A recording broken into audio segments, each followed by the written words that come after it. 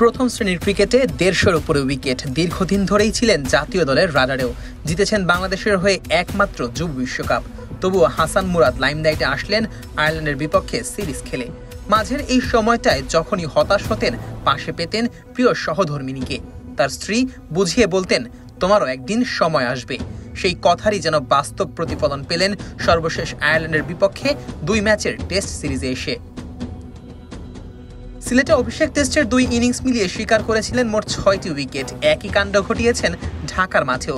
ফলে ২ ম্যাচের এই টেস্ট সিরিজে আয়ারল্যান্ডকে বাংলাদেশ যেমন করেছে হোয়াইট ওয়াশ, তেমনি অভিষেক সিরিজে সর্বোচ্চ উইকেট শিকারীর তালিকায় হাসান মুরাদ উঠে এসেছেন ২ নম্বরে, যেখানে এই সিরিজে তার চেয়ে মাত্র ১ উইকেট বেশি শিকার করেছেন অভিজ্ঞ তাইজুল ইসলাম। বলা যায় অভিষেকেই বাজিমাত এই তরুণ ক্রিকেটারের, যেখানেই তিনি আলাদাভাবে নজর কেড়েছেন সবার।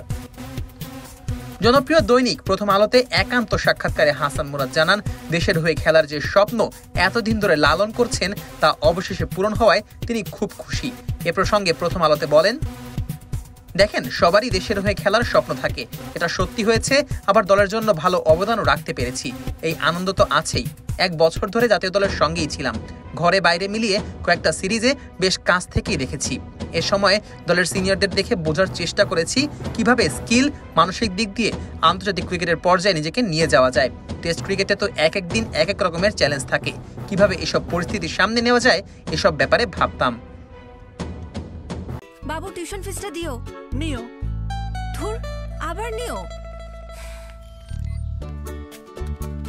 হাতে যখন নিও তখন বিল পে, ফান্ড ট্রান্সফার অথবা সেভিংস সবই হবে টেনশন ফ্রি। আপনি বলেন দিও, এমটিভি বলে নিও।